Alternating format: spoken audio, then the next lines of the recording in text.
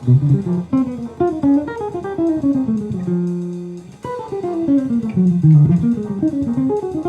one of the problems when the chords start moving that fast is it's very, very hard to play over the changes and actually hit the changes. Now, in jazz, it's very important that we hear the harmony in what we're improvising. So the easiest way to do that is to play the third of each chord. That is the defining note of the harmony. So in this progression, if we're doing G7, C7, F7, B flat, E flat, A flat, D flat, this is coming from the bridge of Jordu. We can do that by hitting just the thirds. Now, let me demonstrate that really quickly at this tempo. Okay, but that kind of sounds like an exercise and it's not really musical. So what I'm going to show you today is how to actually hit the thirds when chords are moving 2 beats at a time. How do we actually hit the thirds and improvise and be able to play over the changes when it's this fast? So I'm going to show you all of that today with 3 very simple essential jazz patterns. The first way is going to be with essential jazz pattern 1, which is just a scale. So we're going to start on the third and we're going to try and hit the third at the start of every one of these chords. Now, realistically, when you're improvising, you don't actually need to do this, but I'm going to show you how to do that if you want to do that. So starting off with G7, and we'll start here on B. One thing that's really interesting when the chords are moving in fifths, like they do in most jazz progressions, G, C, F, B flat, E flat, A flat, D flat, when we have that, we can just descend the scale from the third and it hits the next third. So B, A, G, F, and then we get E, right when we need it for C7, another third. E, D, C, B flat, A, the third for F7, A, G, F, E flat, D, and so on and so forth. As you notice, D, C, B flat, A flat, G, we're really at the end of our range here and we haven't finished the progression. We still have A flat 7 and D flat. So we have a problem here if we're just descending. We will fix it in a second, just stick with me. There are 2 other problems with this approach though. The first one is our picking is inconsistent. Sometimes we have 2 notes on a string, sometimes we have 3. And then the other one is that it's a little boring. We don't have that much tension going from one chord to the next. It's kind of just sounds like we're playing the scale and it doesn't necessarily want to go in this direction. So the easier one to solve first is adding in some tension. And when we do that, we actually solve 2 problems at once, which is great. So we can do the third and then the flat 9 and continue on from there. So let's start on the F7 just so we can actually play through till the end of this and then we'll fix the range problem. So from F7, we'll start on the A and now we're going to do flat 9 and root and flat 7. Now you notice we have 1 pick on the first string, then 2, 2, and then we get 4. And then we get 4 again, and 4 again. So by adding in that flat 9, not only do we get a stronger tension, but we also solve our picking problem. Okay, so now let's solve this problem of being out of range. And really what this comes down to is this scale pattern always descends. We're just descending. So we need to have a pattern that allows us to ascend. And the easiest way, simplest way for us to do that is with essential jazz pattern 4, which is our 7th arpeggio. So we're gonna work through this now. How do we hit the thirds with 7th arpeggios? And that gives us another direction that we can combine with the scale arpeggio. So let's do it from G7, and we'll do it starting down here. And this is the pattern. We're gonna do 3rd, 5th, root, flat 7. When we do that, it lines us up to hit the next third. So this is another sort of formula for 7th arpeggios. So we hit 3rd, 3rd, 3rd each time. So 3rd, 5th, root, flat 7 for G. Now for C7, F7, B flat 7, and E flat 7. We have a problem on the other side now. Now we're kind of running out of strings to continue our pattern and picking there. So we'll fix that as well. So let me show you how to fix that. So we're gonna start off the same way.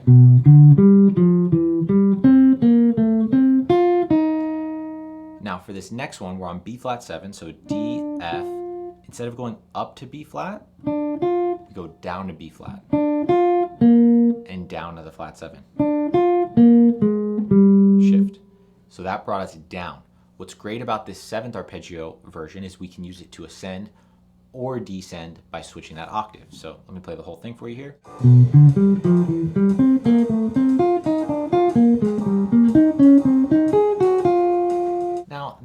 sounds still like it's an exercise and it's very, very repetitive. So we can solve that by combining it with the Essential Jazz Pattern 1 we did earlier. So let's do that.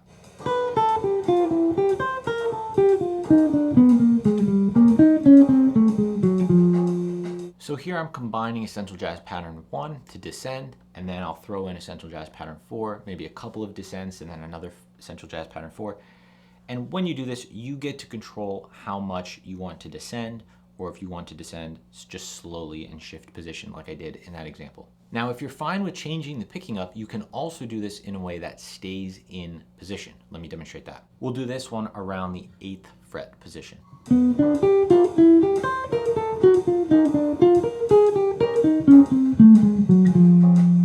Using just these two patterns, you do have enough to play through the thirds, but it's a little bit boring and you don't have that many options creatively. So I want to show you one other option with the pivot arpeggio.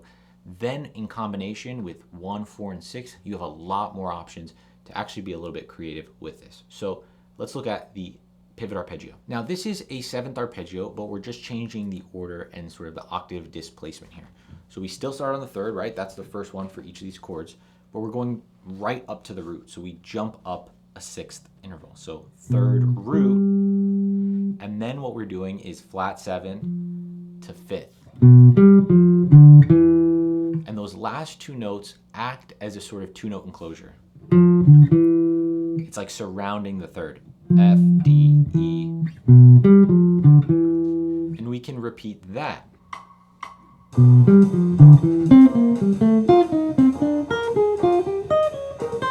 We run into the same problem here because it's just an arpeggio. We run out of range very quickly, so we need to fix that. Before we do though, I want to give you a variation of this pivot arpeggio, which helps our picking a little bit when you need it. And all we're doing here now, 3rd root, flat 7, because we essentially have a 2-note enclosure, instead of making it where we have to jump to the other string, we're just going to do it on the same string. And so that helps our picking quite a bit. Now we have 4 notes on that one string.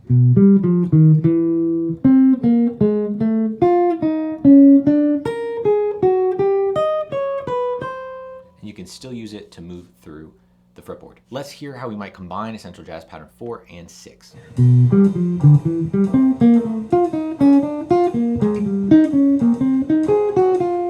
So for that, I'm just alternating pivot and then Essential Jazz Pattern 4. I want to show you one more really cool variation for this pivot arpeggio, but if you guys want to get the free PDF for this, including some exercises on how to practice this, which I'm about to show you, you can get that in the Jazz Guitar Vault for free down below. And if you want to learn more about these essential jazz patterns and how to actually create vocabulary out of them, that is in the Master Improvisation Blueprint in Chase's Guitar Academy. There's a 7-day free trial for that. Okay, so this variation of the pivot, again, we're just trying to get to the 3rd, right? So we're going to do the 3rd to the root, and then we just go chromatically down to hit that. So for G7, we get to that E. We get to that A for the F7. Let me play that example.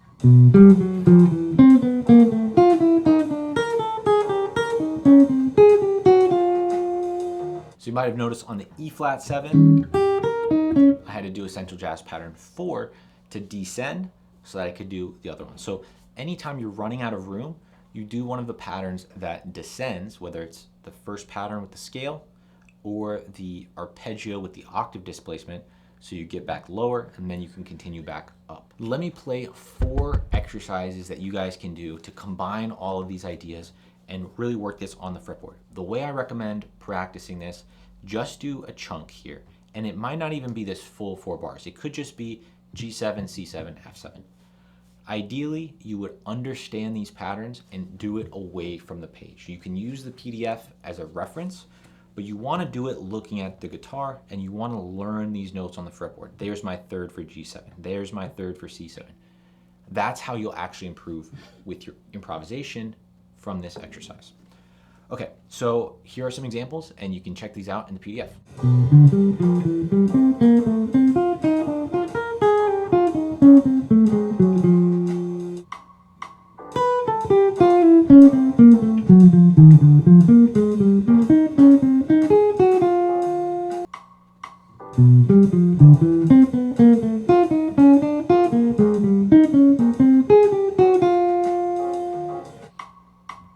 If